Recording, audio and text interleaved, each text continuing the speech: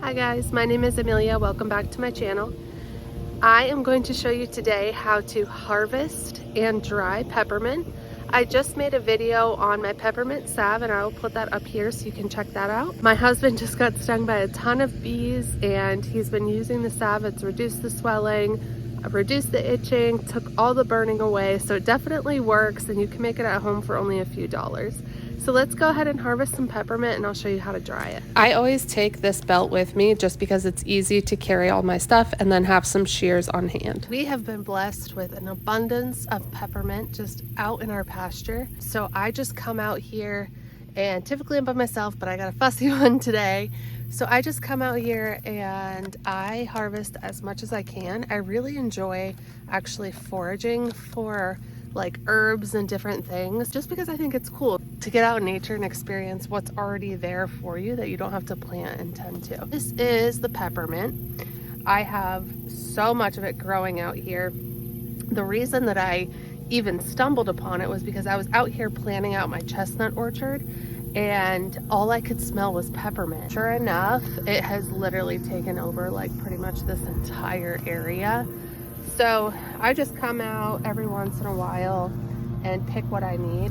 I just look for ones that haven't been like destroyed by pests or anything like that. Like you can see some of these have some holes in them, but other than that, I just pick whatever I want. There's a few things that I'm excited to announce, but first is I'm going to be leaving my corporate job. I am going to be staying at home with my kiddos, which I am so excited about. I am nervous. I've always worked. I've always carried like our family's insurance. Since having Tegan, it's kind of changed and I feel a calling to stay home and take care of my babies. And I'm going to be starting an apothecary. So I have fallen in love with herbalism. I have been doing a lot of research and reading. My husband's always like, what are you doing? And I have gone down such a rabbit hole. I want to be able to take care of my family in that way.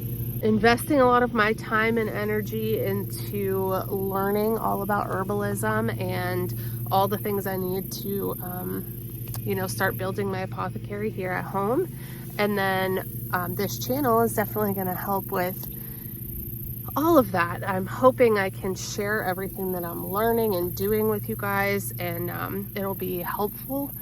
I know a lot of us right now are looking more for natural remedies and we're kind of shifting away from normal medicine.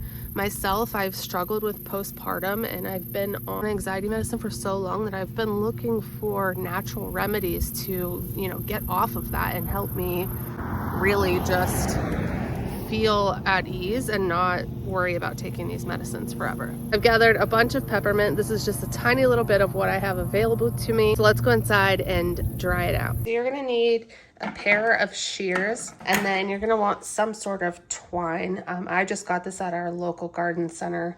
It is, I think it's for tomatoes, but you could get any sort of twine or string to go ahead and hold up your herbs. So I harvested some of my lavender that I had out in my green stalk too, so I'm just going to dry them all at the same time.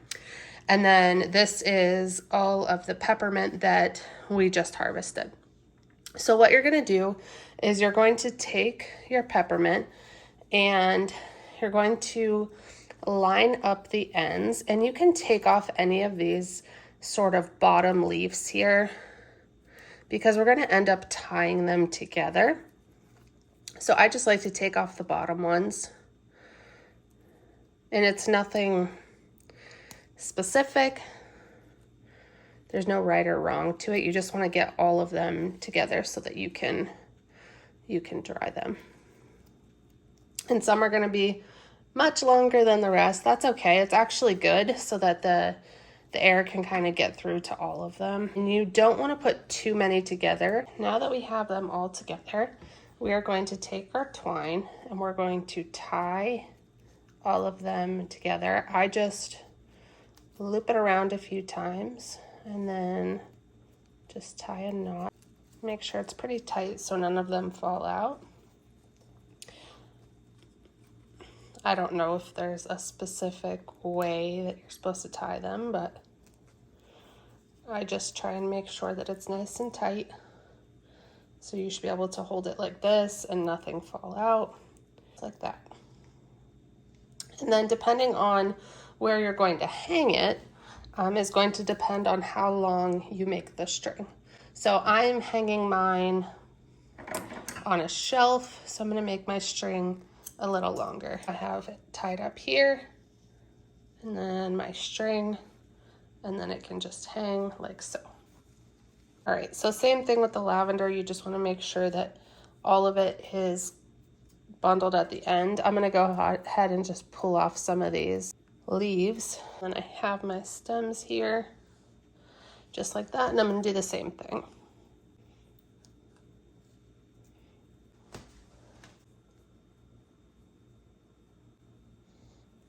So you can see they just hold together, and then I'm going to go ahead and cut my string. When you dry your herbs, you want them out of direct sunlight. I'm going to be hanging them back in the corner over here, so it's not really in the sunlight. My plan is to redo our basement. It's already halfway finished, so I'm going to try and make my apothecary down there, but I haven't ordered any shelves or anything like that. So for right now, we're just going to hang these on the shelf behind me.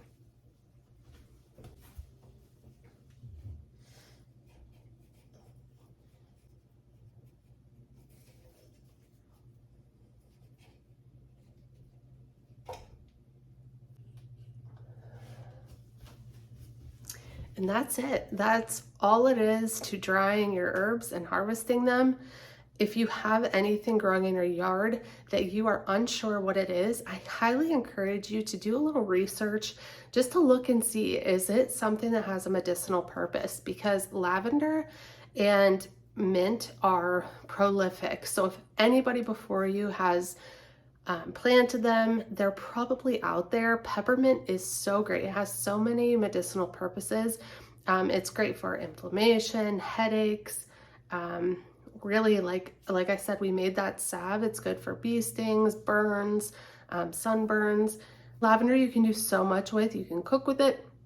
You can make balms, salves, tinctures. You can put it in teas. There's so many things you can do with it. So I highly encourage you to go out in your yard and kind of look and see if there's anything there that you can use. That's what I started doing, and I'm loving learning, jumping into this new little hobby of mine. Well, that's all I have for you today. I hope that's helpful. I know I was looking for videos on like the simplest things, and I hope this does that for you if you're just getting into looking into doing simple things with herbs. I hope you guys have an awesome day, and I'll see you next week.